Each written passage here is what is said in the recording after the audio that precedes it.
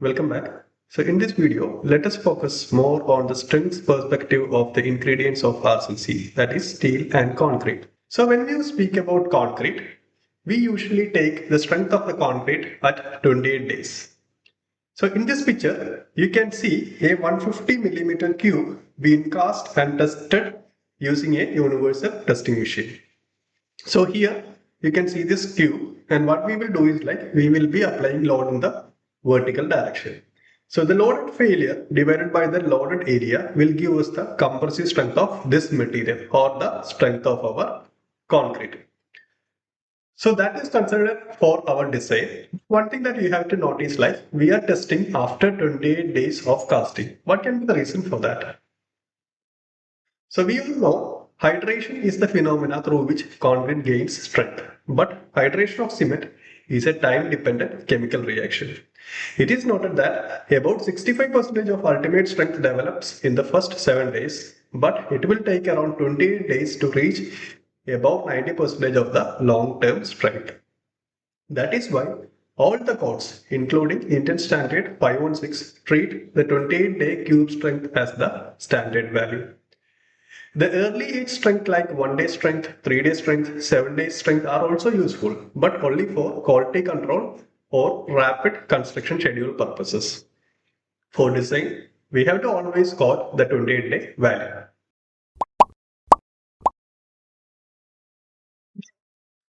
If you test 100 cubes from the same concrete mix and then you evaluate their strength, we can see that the values obtained will be scattered around the mean value.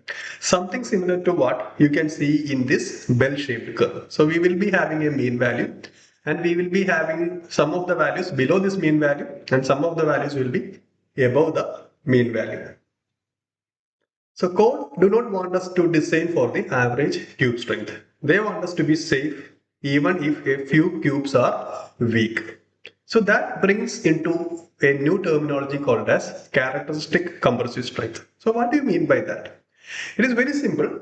So let's take or let us assume we are casting 100 cubes and we are testing all the cubes, and all these cubes are actually made using the very same mix. And as we have already mentioned, we will be getting some different values. We will be having a mean value. We will be having some values below that. We will be having some values above that. Characteristic compressive strength. Suppose I am saying that 30 is the characteristic compressive strength of my mix. Then out of this 100 cubes which I have tested, only 5%, that is only 5 cubes should have a final value of below 30. If 95% of the tested cubes are passing this particular value, then I can say in this case 30 is my characteristic compressive strength. So if you were targeting for a characteristic compressive strength of 35, then out of this 100 cubes, only 5 cubes should have a value which is below 35. The 95 cubes out of the 100 cubes should be having a value above 35. So I am just repeating, characteristic compressive strength is the value below which there is only probability of 5% samples getting a lower value. Okay, 95% of the samples should have a higher value when tested than the characteristic compressive strength. You can see some tables provided in this slide. So this table is actually having 3 columns. The first one is, the first part is actually dedicated to normal grade of concrete. So that is the concrete which we use for simple housing projects. So you can see in the first row we have M5, M7.5, M10, like that some designations are given. In the second column we have some ratios like 1:5:10, which is a ratio between volume of cement to volume of fine aggregate to volume of coarse aggregate. And in the final column we have some strength. So for example, let's take the first row which is M5. So this is the designation given for normal grade concrete, and this we call as M5 concrete, and this will be having a ratio of 1:5:10. And if you cast like this, we will be getting a 28-day characteristic compressive strength of around 5 MPa. So these ratios are actually called as nominal mix ratios. So this is provided for easiness of casting and performing the job. So suppose you want a concrete having a strength of 10 MPa. What you have to do is like you have to go with M10 concrete, where M stands for the mix and 10 stands for the strength of the concrete. And how you can produce this? Take 1 part of cement, then take 3 parts of fine aggregate, then add 6 parts of coarse aggregate and the required amount of water and mix it well. Then you will be getting M10 concrete or a concrete having 10 MPa. And below this, you can see something called a standard grade of concrete, which starts from M20 and goes up.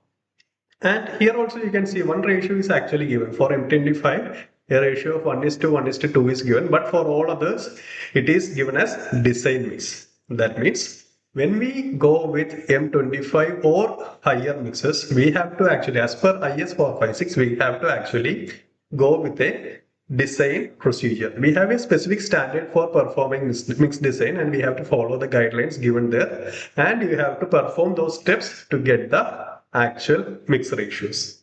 But in many of the textbook, we can see a ratio like 1:1:2 is given for M25. Even though in IS 456, it is clearly mentioned like when you go with M25 or higher concrete, you have to stick on to design mix.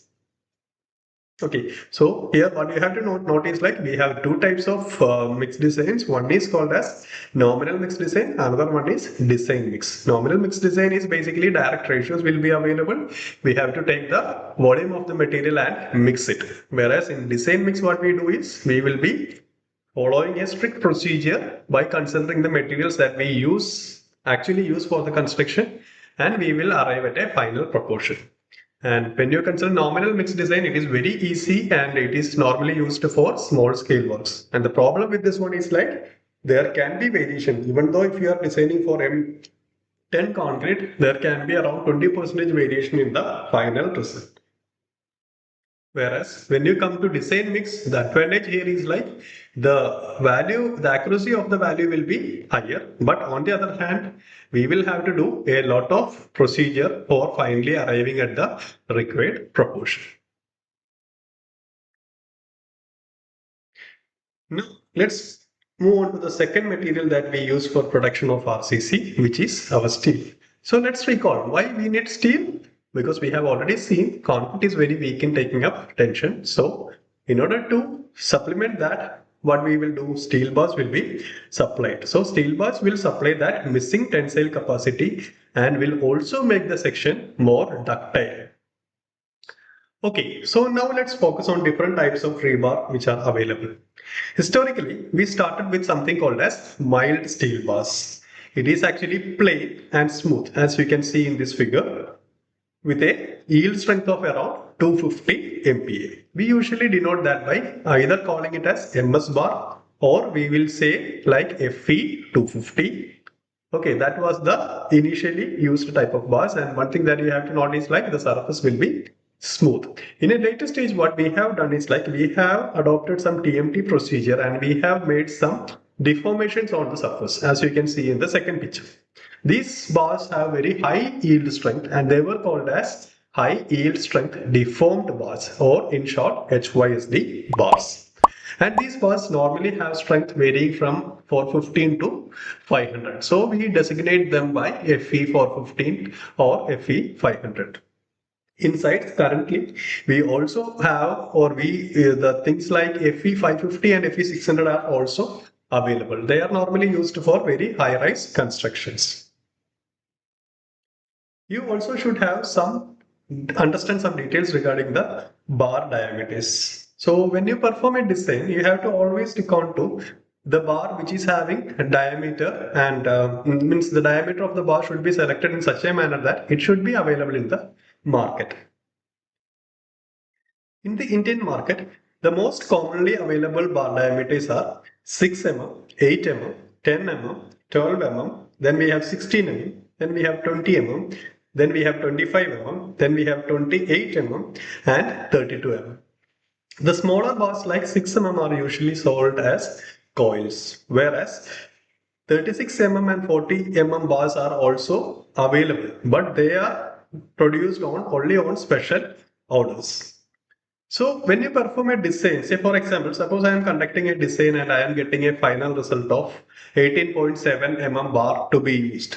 Then what I have to do is like I have to always round up to the next available bar. So in this case, since I obtained 18.7 mm, what I will do after 16, the available diameter is 20 mm only. So I will say we have to use 20 mm bars.